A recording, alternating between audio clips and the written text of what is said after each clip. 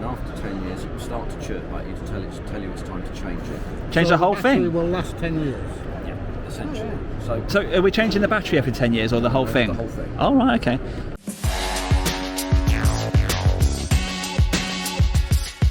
You can film it if you would like. Okay, yeah.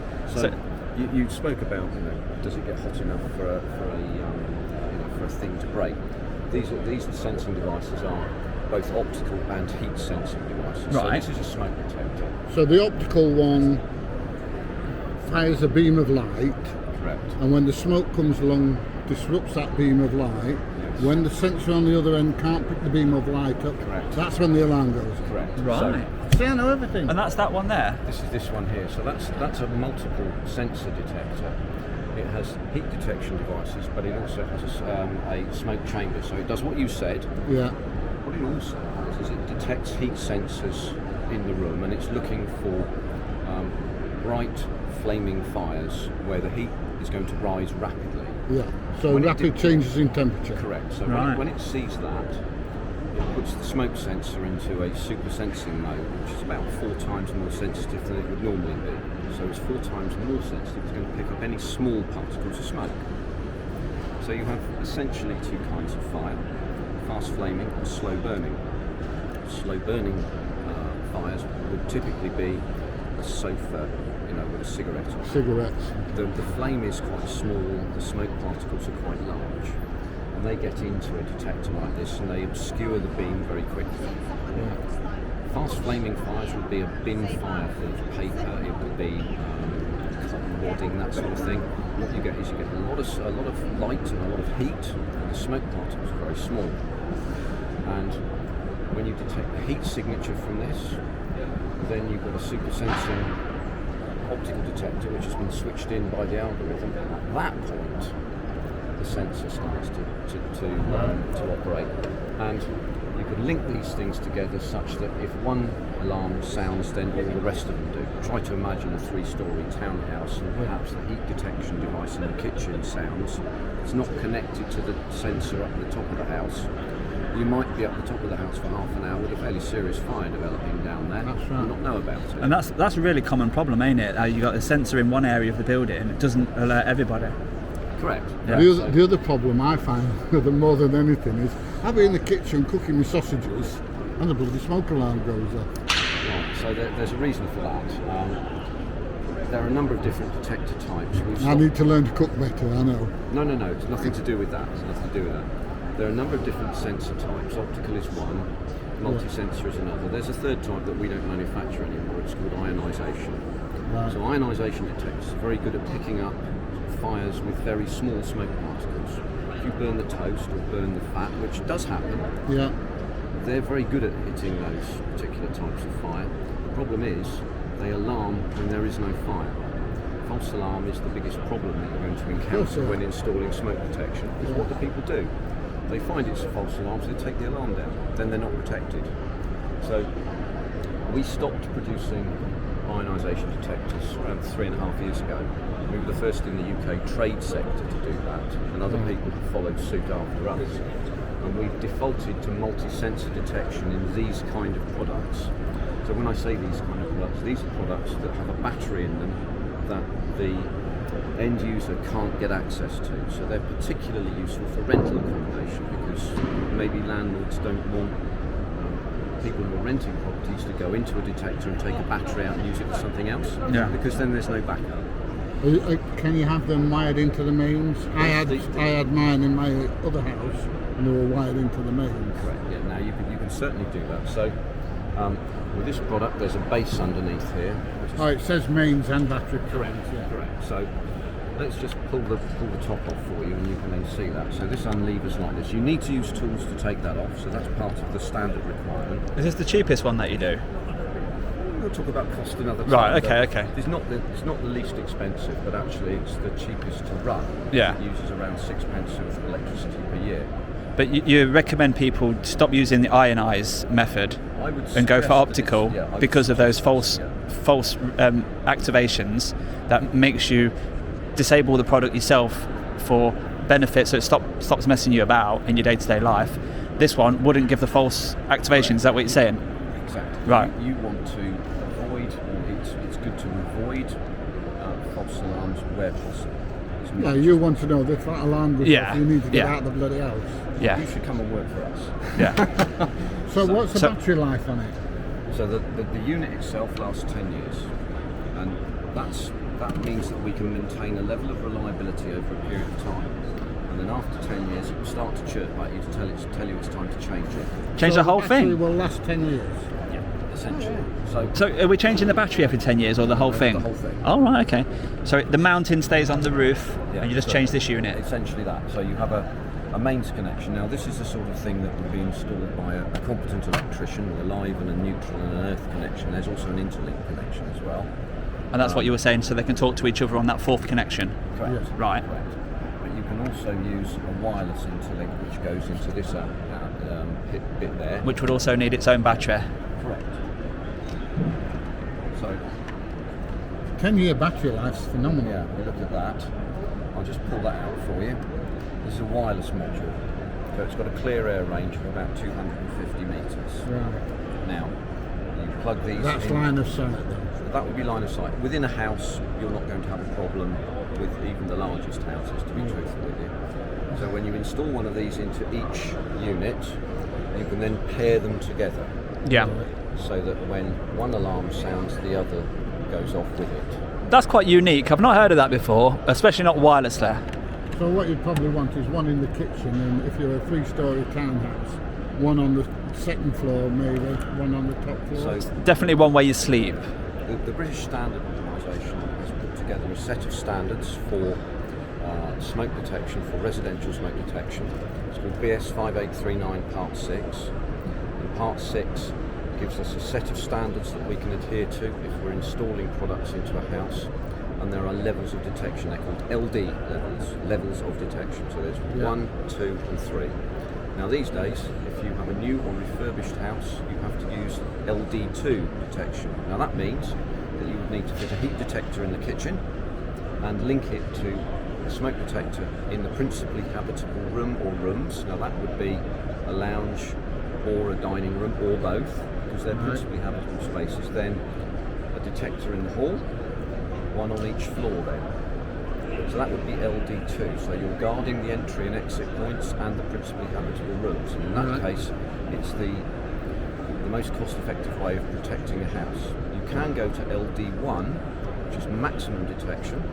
In maximum detection, you fit a smoke detector in every location where a fire is going to start, with the exception of lavatories and bathrooms. So, where I used to live, we just sold the house not long ago. We used to have one in the kitchen, and it was a 2-storey building, and one on the landing. Yeah. And I always used to say to the wife, whatever you do, don't lock that window that goes out onto the garage roof. She says, why? I says, well, what happens if you get a fire? yeah. So if you get a fire, you can just, if it's in the kitchen, you can go down the stairs, and if it's downstairs in the living room, you can get out onto the top of the kitchen. Absolutely correct. So the standards have changed, and they're moving upwards, not downwards. Yeah, of course. And they have to, and that's in the advent of disasters, which are tragic disasters like Grenfell, for example. So contractors who are working in the rented sector and the private housing sector now know that they have to fit more detectors, and to declare that in their safety certificates as well, so that everybody is aware of where the standard is. Yeah. We talk to social landlords, the private rented landlords, to contractors, and obviously sell our product through the merchant chain. They are also available in mass market outlets like B&Q and so on. So your viewers can see that as well. Sorry about that. It does say salesman on my contract somewhere.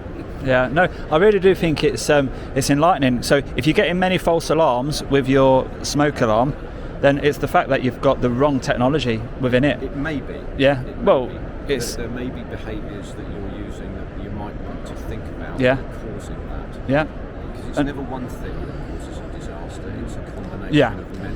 And the fact that other products now are available, this optical solution, if you're a landlord, for example, it might prompt a few landlords that watch the video to go and have a look, and maybe have a look at Fire Angel. Now, how would one viewer buy your product? Off your website, or you got outlets? We're available through mass market outlets, but through B&Q, those kind of people. Oh, right, okay. Through wholesalers and merchants as well. Right. But you can talk to your electrical contractor that you use.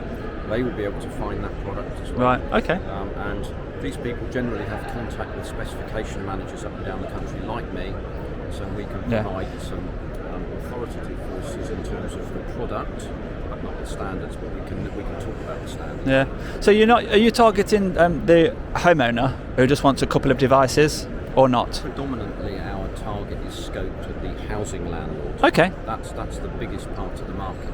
So would we be able to buy your products in B&Q, for example? Yes. Right. Okay. So it is homeowner DIY. Absolutely. Yeah. Even the ones that have the RF technology inside to link them between. You can. So in the homeowner sector of the business, you would be buying a product that was battery only. Okay. So the battery will last 10 years, and then That's good enough, isn't it? you can interlink them together. So there you go. Are they easy to connect to the internet? You can connect them to the internet through a gateway like this, but yes, they are very easy. So a bit like my bulbs. Absolutely. I mean, there are a number of different devices that you can connect to the I've got internet. a sensor outside the bathroom door, so as soon as I start walking upstairs, the light comes on. And is that sorry? Go on. Yeah, it's brilliant. Is that just for monitoring? So you might be on holiday and you want to see if any alarm activations. It will do a number of things. It will monitor the alarms. So the connected system that will be used with that device you've just shone your camera on allows you to look at the devices 24 hours a day, 365 days a year, and the system will tell you if the device has gone faulty, if it's gone into alarm, if it's been removed from the base even, it will tell you that. Also, a landlord can keep an eye on his properties. That's correct. That's brilliant. And that's exactly the reason why we're talking about this Yeah, solution yeah. to social housing landlords Yeah. this very day. Thank you so much. I won't make the video too long. Thank you so much for what was your name again? Just the first name, Roger. Yeah, Roger. yeah. Thank you so much, Roger. It's been a pleasure to talk to you today, and you are actually a subscriber as well, and viewer, aren't you? I'm afraid so. Yeah, I yeah. am. And do you ever make comments on the videos? Not often. Oh, right, okay. Well, I will look out for a Roger in the comments, and if you say, we saw you at the NEC, then I'll make sure I reply to you. All right, Roger. So thank you so much. I'm going to end the video here. I'm just going to have a quick look at the notices over there, just to end it. But I think that's an amazing bit of technology. It's told us that sometimes your cooking can have too many false alarms, as we all know. We're burning toast and stuff like that, and it just sometimes makes you take the battery out, don't it? Which is not what we want, and certainly not what landlords want. So if you want to avoid that, and you want to see what your tenants are doing in those rooms with those fire alarms, then Fire Angel seems to be a good way forward. So thank you so much to Roger, who's just spoke to us all about it there, and another amazing video. They have got a GPS tracker inside of it, but they monitor the LTE bands, so cellular networks. Oh, do they? Yeah. So anyone installing any cellular equipment would use one of these to make sure they're a reliable network they're choosing. All right. Can't use it for listening to phone calls. So. No. So That cellular, would be illegal. Yeah. to see signal strength from the nearest mast, or what? Yeah, so it's via triangulation, so it'll pick up the nearest mast, tell you what networks are connected You to can do it. that on your phone, though. Not as accurate. This gives you more in-depth Yeah, engineering detail. Yeah, but for common people like us, you just do it on So, your phone. do you know, like for example, we don't know what these people are doing walking around here. We don't know what their jobs are. What particular job would buy that product then? Someone installing cellular equipment, machine-to-machine point connectivity. Give me an example. Someone installing... Telecom engineers, Yeah, exactly putting that, the towers up and utilities. things like So that. when you see 5G masts going up, they would need one of them for what? Yeah, but don't forget they've got to have the COVID injections putting the 5G masks up. Oh, because of- God. It's not so much... It's for people that are installing equipment to make sure that what they're connecting to, which whether it's 2G, 3G, 4G, 5G, is reliable. So, for example then, now, this is making sense now. I saw a drain manhole cover and it was open, and it had an aerial in it. So that an antenna. Yeah. So that's connected to a cellular network, isn't it? To give a reading or something, maybe. So it would be picking up that network and making whatever they're monitoring down their work. So before that person decided to put it there, he would have needed something like that to check the strength. Okay. Yeah. So we're actually, and most people would be oblivious to that actual aerial being under there. So there's many things that need to be transmitted, but before the engineers put it, they use that to check the strength. Exactly. I've got you. Okay. I always thought that was done by some sort of app on your phone. Are there alternatives? You can get an app, but it will not give you the detail. We're talking about technical Because where the nearest area is. Yeah, these engineers need to know the reliability of the network, how long it's reliable for a long amount of time. How many decibels to get in and all that kind of stuff. Do you remember people that used to fit your TV aerial, and they had a similar thing? When they moved the antenna into a different direction, it would show them the signal strength. Is that similar? That does that, yeah. Oh, it does that as well? It do that as well. It's got a scanning feature as well, where you plug it into a directional antenna and you can move it around and position your equipment. Wow, and how much are they? Depends, there's 3 different versions. They start The lowest? Well, I don't really know the lowest. Okay. I have to speak to someone. The highest? About £1,000. Right, okay. So your job would make it so specialist that you would need one, because the end result would be worse without it. Most people that are installing any equipment with an antenna use it. So what's it called then? Sniper. A sniper? Why has it got that name? I didn't A sniper? You're not sniping nothing, are you? Sniping the signal? Yeah, we'll remember it now, yeah. All right, well, we're going around making random videos, and that's certainly a random one for the channel, so thank you so much. Thank you. That's a bit different, isn't it? Sireta Enabling Industrial IoT, a sniper LTE graphite. When you're installing any sort of telecommunications, like an antenna, like I just mentioned there, it was a drain, and it sent readings remotely through this little antenna. So before they put it in, they'll actually check the signal strength to make sure it's actually a suitable location. Wow, I did not know that. Something else. So we arrived at 10 o'clock. It's now 3:30, and everybody's packing up. Look, this is the last day of the exhibition. It was only on for 3 days. We managed to walk around most of the blue area. That was the security, safety and security. Well, that was the security section. The orange area, which we did one stall of, that's the fire area, the orange section. And there was actually another one in the other hall, which is all to do with health and safety. But we literally ran out of time. But I did enjoy myself here, and I will certainly come again. And I will also go to another one next time. So I'm going to leave this video here. If you have enjoyed it, give it a thumbs up for me, and I'll see you on the next one. Bye bye for now.